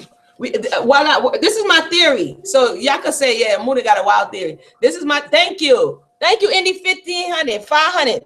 Isolation. So cut them off. Cut them off. And this is what was happening. So we have to understand that in these narratives, their frame of reference was that plantation. So many people would think, well, everybody's getting beat. Everybody's getting whipped. Everybody's getting raped. And then others would be like, they would hear stories. They'd be like, well, my master don't whip me. I don't see why your master's whipping you. But when we hear this, because we're so in our feelings, we say it's a lie. It can't possibly be true. You're trying to justify the white man. And the reality is, I'm a truth seeker. I don't pick no side but the truth and go from there. You see, because truth is ultimate, it will always rise. But if we stay if we do what they do and try to change the narrative to fit our feelings and emotions, then we're no different. So with that said, let me see. There's one more thing I wanted to read about the white man's religion that Kizzy asked about. She says here, this is same Francis Ann Kemble. If you don't get you could get this book. I got the book used. Let me tell you something. People are not reading this stuff no more. Not really. So when you go on Amazon, I mean, literally, sometimes you're only paying for shipping $3.95, $4.95. Book $1. You see, so this was in somebody's library, probably some European. You know what I mean? This was in their library, and you could say, I want good condition. And so a lot of these books I got, that's how I got them. You don't have to have a whole lot of money, but because I like to do study and market my books and highlight stuff so I can remember, you know, this is why I do what I do in that way. But 125, she says, upon my word, Elizabeth, I used to pity the slaves. So she's all like, yo, that's my word. You know what I'm saying? I used to pity the slaves. And I do pity them with all my soul. But, oh dear, their case is a bed of roses to that of their owners. So again, this is what abusers do. Abusers are like, your thing is bad, but look at what I got to deal with. This is why I keep saying, study that domestic violence paradigm. It says, and I will go to the slave block in Charleston tomorrow. So she's getting like in her feelings, like you would be marginalized to a slave. She says she would go to the slave block tomorrow cheerfully to be purchased if my only option was to go thither as a purchaser. So she says she'd rather be a slave than a slave owner. I was looking over this morning with a most indescribable mixture of feelings, a pamphlet published in the South upon the subject of religious instruction to the slaves. It wasn't just bust out your Bible, let's get some understanding. It was, oh no, we need to, like she said, we need to tell them what you can read and what you cannot read. And they weren't reading, so they told the pastors and the preachers what you can teach them and what you cannot teach them, because only thing we need them to do is be better slaves. She says, and the difficulty of the task undertaken by these reconcilers of God or God and mammon really seems to me nothing short of piteousness. We must give our involuntary servants. Wait a minute, let me say that again. She's quoting them out of this pamphlet. We must give our involuntary servants, end quote. They seldom call them slaves, for it is an ugly word in an American mouth, you know. Wait a minute. From the 1800s, a slave is an ugly word, but you were enslaving. Today, a slave is the ugly word, and we still don't want to deal with it, but yet still, that's kind of what they're still processing our people as. She says here, Christian enlightenment, quote unquote, say they, and where shall they begin? Whatsoever you would that men should do unto you, do ye also unto them. She's like, you think they're going to quote, do unto others as you do unto you? No, because that's going to implicate them. That's going to make them guilty. She's like, nah, they're not quoting that. No, what they are quoting is New Testament. Okay, they're quoting the writings of Paul. And this is what they're quoting. But servants obey your masters. And there, I think they naturally come to a full stop. So even this, her, not me, not Emunah, she is looking at the hypocrisy like, hold up. You ain't saying do unto others as you have them do unto you. The only thing you're quoting is servants obey your masters. Full stop. The pamphlet forcibly suggests to me the necessity for a slave church catechism, and also, indeed, if it were possible, a slave Bible. So she's like, if it was possible, they would take out everything out the Bible except for these slave things and put that on you. It says, if these heavy, blinded Negro enlighteners persist in their pernicious plan of making Christians of their cattle, something of the sort must be done, or they will infallibly cut their own throats with this two-edged sword of truth. So she says, hey, man, once they really know how to read, like Kizzy's like, yo, if you go to Exodus, you wouldn't be saying what you're saying. To which they should in no wise have laid their hand and would no doubtless. So before she said, you know what, don't even start it because you on a slippery slope. But that is now thrust at them so threateningly that they have no choice. Again and again, how much I do pity them. Speaking about the slaves. Again, that was on page 126. So concerning the white man's religion, understand the white man's religion, like she said, was not what he was subscribing to, because he wasn't really even subscribing to it. It was what he wanted to know. It's like somebody telling you something halfway, like I said before, only to control you. We spoke about the slave masters' crude way of entertaining themselves with gambling. You know the guy, Mike Vick, I think that's his name, who they sent to jail for dog fighting, but Tom Lee gets to make a whole fortune off of fighting chickens. So the very things that they condemn you about today is what they are guilty of. And that also is a psychosis. Remember that the so-called black individual in Americas, are we not supposed to watch the movie because it was written in a slave narrative? Yeah, I got nothing. I never said that. I don't know. Maybe you came in later on. That's not what I'm saying at all. If anybody has been following me thus far, I'm not telling anybody not to watch it. I'm saying watch it, take notes, and understand that we have other people amongst us who are saying not to watch it. Actually, like Snoop Dogg, who said he was boycotting and calling people to boycott it because it's something that the European is giving to you, or it's a narrative that they have invested their money in, and so therefore it's not correct. So what I'm saying is that what I'm doing is cross-referencing what we're seeing in Roots through what we have learned through the LEV project, which has been happening for 6 months now from the beginning of the year. So welcome, yay, I got nothing. Welcome to the conversation. And no, that's not what I'm saying at all. I am saying watch the movie and understand that it is not, this is just one person's story, Alex Haley's family, but this story has been replicated hundreds of thousands of times, and it has not been replicated hundreds of thousands of times. It's not the only narrative, and it's not the only face of this space, because there were free people who we're going to talk about a little bit. There's free people who we're going to talk about in 1 second, because that also came up in this episode. So what I'm doing is addressing all of what came up in the episode. And by the way, I'm not just only reading from this woman. I'm also reading from this book, and I'm also reading from this book, and I'm also reading from this book, which is the voices of over 300 plus Black people post-slavery. So hopefully that answers the question concerning my thoughts on the matter. 110. I just happen to be in this because there is a thought out there to say all of the Europeans had this thought process. It's not true. So in an effort to seek for truth, this is what we're doing, some of the backward. Just basically, again, some of their entertainment, like in Roman times with the gladiators feeding people to lions, they still have this taste for blood, this taste for destruction, this taste for, this violence. And we see that narrated in the movie. But because time is running, I'm going to go to the next one.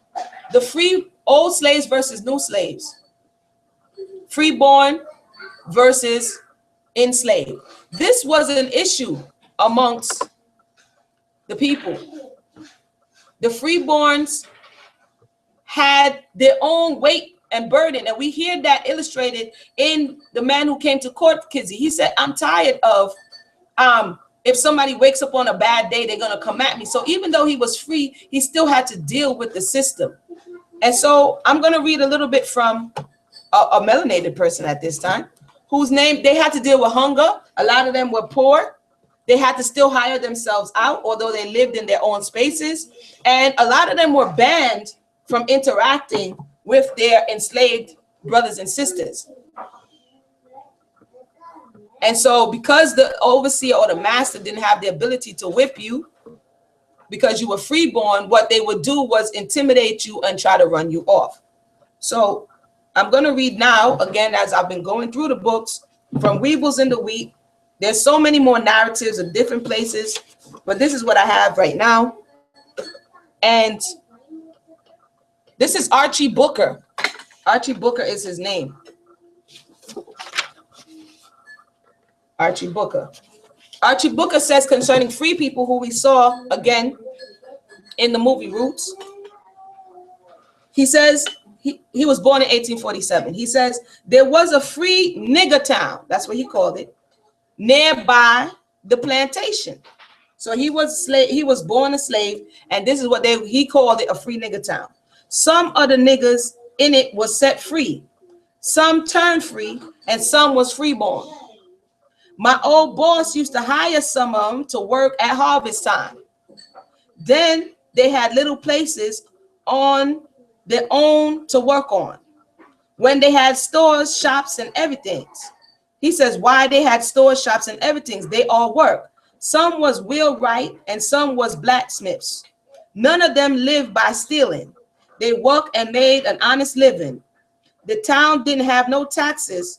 Masters and the different plantations give money to keep the town going. This is one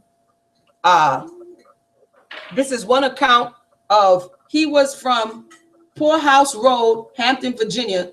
This is where this interview took place. And so he's saying, based on where he was born in Charles City in 1847.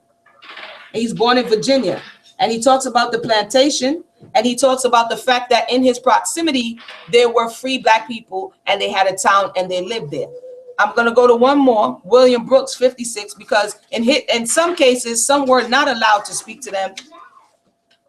And in his case, the surrounding plantations actually supported them. 56, William Brooks.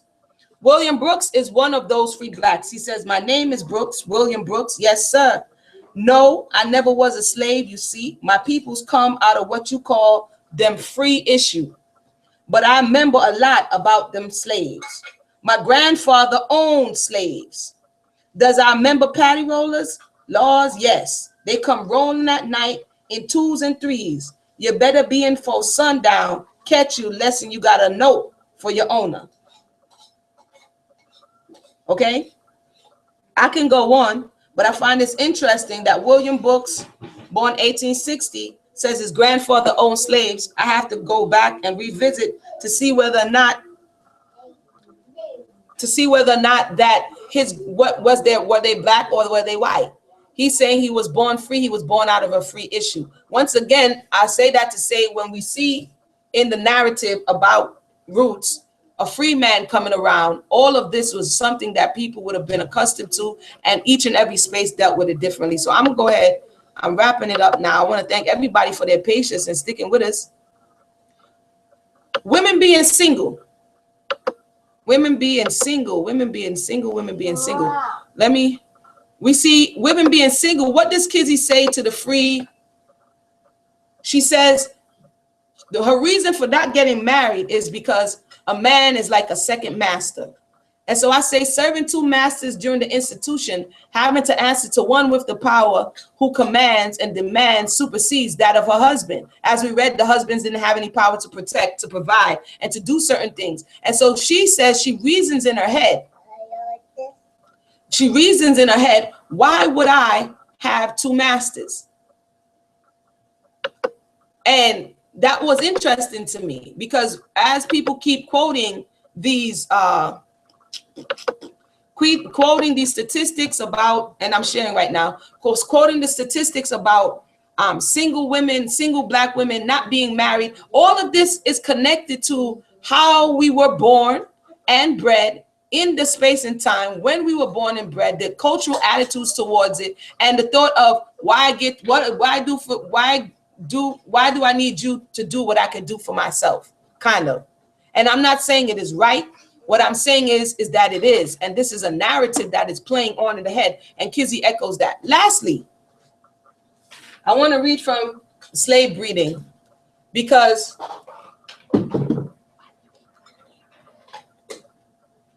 I want to read from Slave Breeding for this last thing. And I want to thank everybody for sticking with me because, like I said, to match it up is a beautiful thing because it helps us to see the picture clearer and work through it. This last one I'm gonna read from Slave Breeding, and if you have any questions or comments, feel free to do so. I'm look at them right after I do this.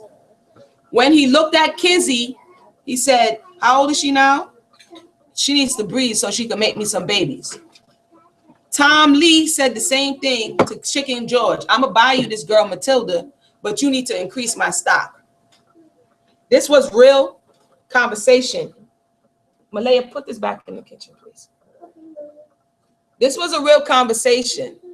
And so I'm just going to read 2 narratives, one from a female perspective and one from a male perspective, out of this book, The Breeding of American Slaves. And this is basically what we're reading out. The other book is just quotations of what I said, put it in the kitchen.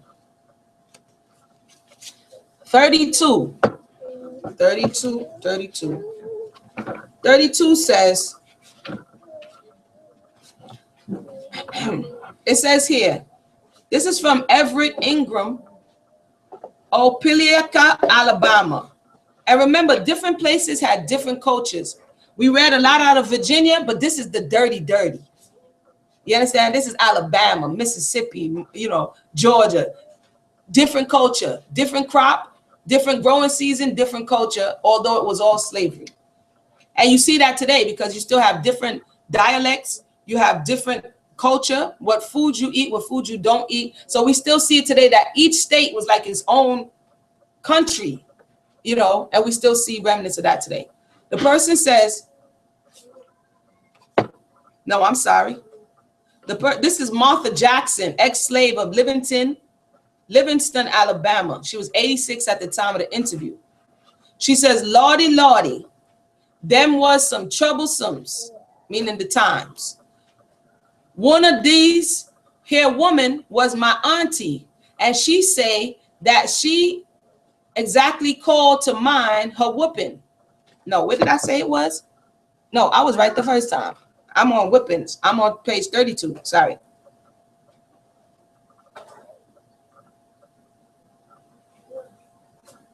$32? Yeah, 32. Uncle, wait, honey child.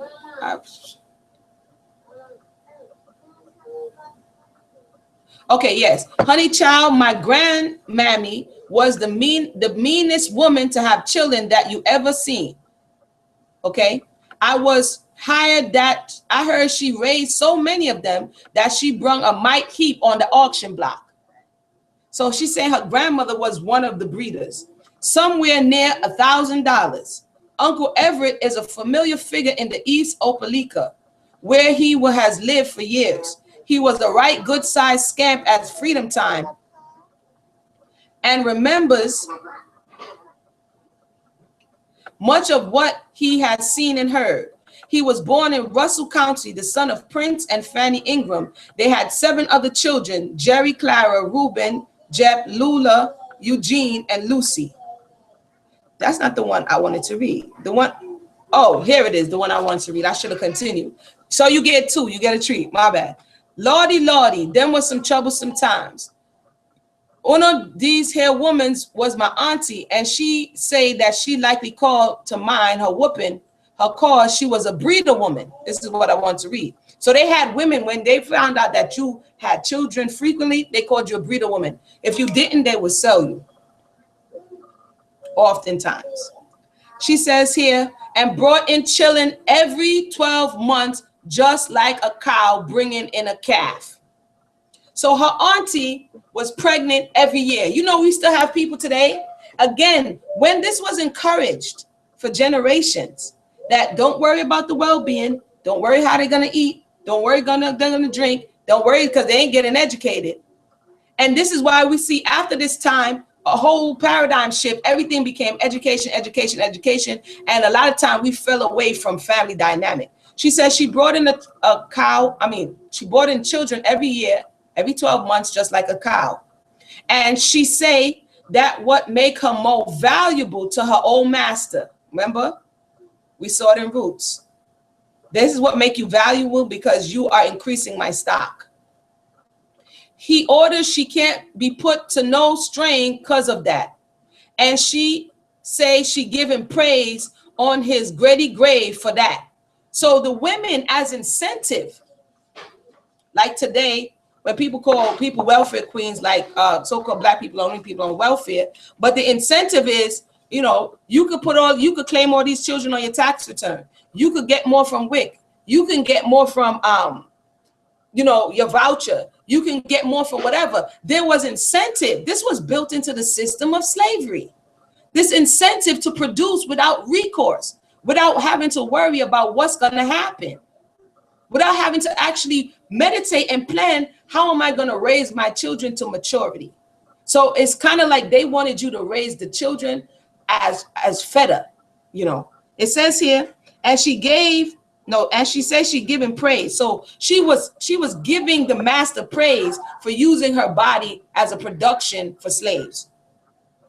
But them others, he worked them day and night, meaning the other women. Sadly, even on Sunday, many people got off on Sunday. So she's saying sadly, even on Sunday, because for some reason on that plantation, they didn't get off on Sundays. To you, so here, I'm reading like this because that's how it was written, so my bad. To hear them woman every night batting the clothes on the log in the creek with the stick. So basically, after your day work, you had night work.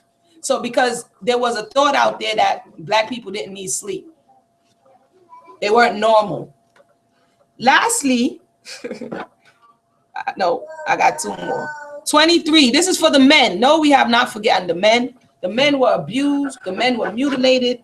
And this is for the men, the breeders. Where we have men out here, like the one who came on one of the shows, I think on OWN Network, with Ayana Van, Fix My Life, when he had all of those children. And I'm looking at the epigenetics of slavery, and I'm like, I wonder if he's the offspring of a breeder, because that would mean that it was in his DNA. People are like, oh, you making excuses. Okay, until they come up with the scientific proof that it is true. That what happens to you emotionally, mentally, makes an imprint upon your epigenetics, and you have the propensity to act it out in this life. So yes, the sins of your forefathers travel with you if you are not aware. So let's talk about the breeders here. 23, and I'm losing my voice, so I'm about to wrap it up. It says here, during slavery, there were stockmen. So they call them breeders. Here, they call them stockmen. They was weighed and tested.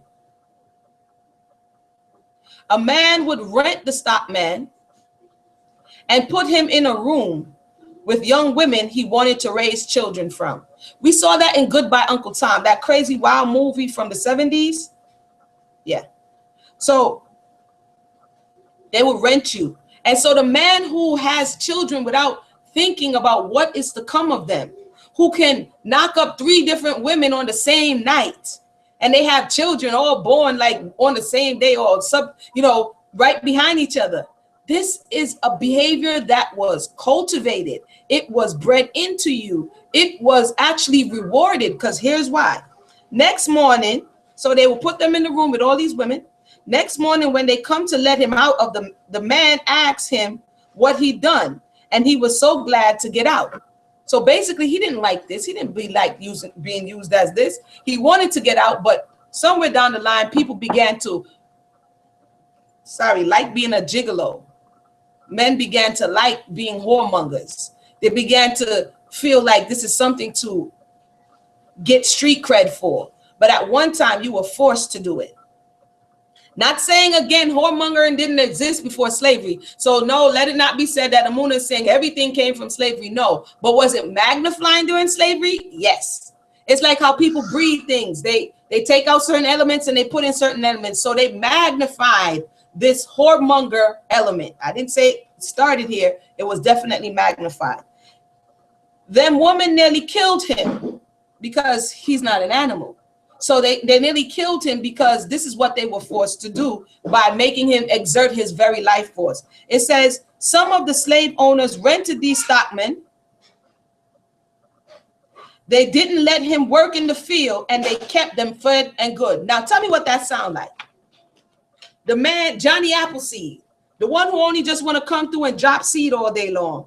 He looked good. He the Casanova. He get his hair cut. He go to the barbershop. He gets fly. He has no job. His only job is to mac on women. In slavery, that was actually a job. Is anybody hearing me, or am I just talking to myself? I'm bugging out. I'm bugging out. They say the woman who has, yes, how true this is. I'm not sure, but definitely needs more study. Yes, epigenetics. Yeah, there is studies on epigenetics and how it affects you on an ongoing basis, whatever. And we could get into that at another time, but yes, person kid, that's definitely something that we look at as we talk about this slave narrative. The other thing that was inbred was women having children by different men. Now you a hoe, you a whore, you a this, you a that. That was inbred. In the case of Kizzy, she had not Kizzy, Belle, you had a husband, you had children, you had a family. But the slave master say, nah, I don't like the way you breathe. I don't like that dude over there for you. What I do like, though, is for you to get with this nice hair buck right here. So I'm going to sell off your husband. And now you got a new one. So this mate swapping, it was also a job description. It was part of, when you look at slavery, like the woman said, you were doing a job, but you were not getting paid for. Your job, like the woman said, you just made a lot of money for your master. One of your jobs was to have children. And if they didn't like who it was, they would replace him with another. So there you would have a woman who was hypothetically married to all these people. and having children for different baby daddies. It didn't just pop out of anywhere with no accountability, because you were meant to say, hey, I don't have any control over this. I don't like the, you know, I don't have any control over this. But the reality, where is it coming from? No one wants to really talk about that, but I'm glad we are here talking about it today. And lastly, I know I gave y'all a lot of references today. One elder said, man, Emunah, you love some references. Your bibliography be deep. Yeah, because let it not be said that this information is being shared for anything other than seeking of truth. So I want everybody to have the ability to see what I'm seeing, you know. So lastly, 164. Whack masters offended because you are not content being a slave. The last scene that I'm going to talk about in the Roots narrative is when Kizzy had to make that heart-wrenching decision to leave with the free man. I keep forgetting his name. If anybody remembers the free man, please tell me. I forgot his name. But when she makes the decision to when she's considering it, but then she's considering, and this is another reason why a lot of women didn't leave or run away from the plantation. We see Belle was arguing that running with children is not a good look, and Kizzy is like, I can't leave my children. So a lot of men were on record for attempting to escape, but women had something that was tethering them. And even in the book of Incidents of the Life of a Slave Girl, when Harriet Jacobs wanted to leave, her grandmother guilted her. She was like, no, you can't leave your children. You have to suffer with them until death. And she was torn, because if she stayed where she was going to be violated. She didn't want to be violated. She wanted to run off, but her grandmother's like, you can't leave your children. And so this is a reason behind why a lot of women didn't. And when they did try to leave with their children, it caused issues.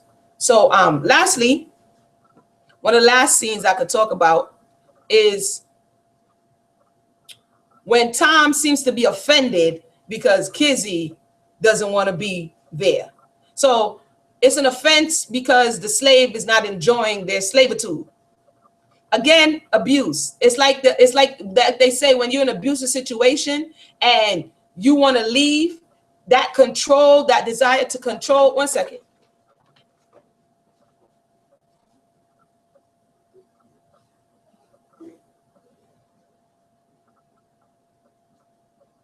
That desire to control is seen as an offense, and I definitely have to wrap up. The babies are the ladies are getting restless, but the desire to control and leave is seen as an offense, and they have a whole network of people who train to tell the woman to make sure they have everything in working order, because if they leave and the man catches up to you, then he can do you great harm or your children. Remember, Tina Turner, what love have to do with it? When she tried to leave and she was hiding at the friend's house who was the Buddhist, and Ike was like, you know, Tina, because when you try to leave an abusive relationship, now they try to guilt you into, haven't I been so great to you? Why would you want to leave? You ungrateful, blah, blah, blah, because you're supposed to like the abuse. This is the psychosis. This is narcissism on steroids. So this is what Tom Lee have the nerve to be like, I can't believe you. I never beat you. And I'm like, you raped her, you abused her, you did all these things. But anywho, at any rate, my last reference of the night is what they would say of, and in other places, if the master heard you singing about freedom, they would want to beat you or do something ill to you. She says here, I have heard that many of the masters and overseers on these plantations prohibit melancholy tunes or words. So when you say, yes, master, I'll do what you say, master. If they saw you sulking and carrying on, you might catch a beat down. It says, and encourage nothing but cheerful music and senseless words, depreciating the effect of sadder strains upon the slaves. So you're not allowed to express. And we wonder why now today we're all like, I don't want to talk about it. I don't want to hear about it, because you were never allowed to talk about it. It was not okay to feel. It was not okay to be sad. It was not okay to mourn. You must pretend that you are happy all the time. Okay.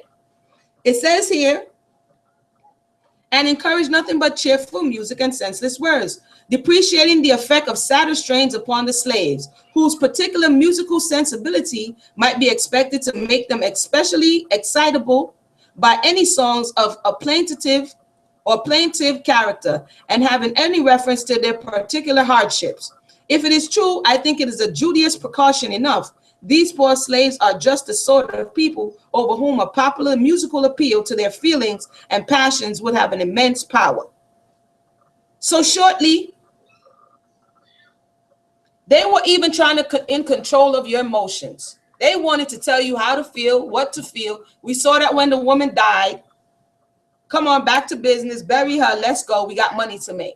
What to feel, how to feel. And today, even though they're not presently in your face, saying this is how you feel, this is how they're still affecting our minds to say, I am not allowed. I don't want to look at this because I am not allowed to mourn. I'm not allowed to feel this. Because here's the thing about emotions, and I'll leave it like at this. But I know I've been talking for a while. Y'all probably tired of hearing me.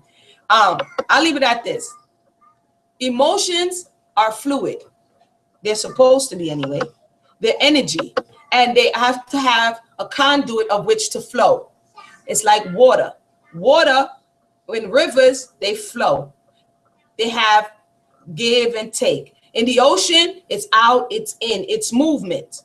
When you have stagnant water, if the rain falls by your house, it's not a river, it's not a pond, it's stagnant. What happens? You breed mosquitoes, bugs, different things because there's no movement. Emotions are the same thing. So the pain that was felt and inflicted, it is natural to feel it. But when you stop it up and then you don't allow it to flow back out the other end, it makes you bitter.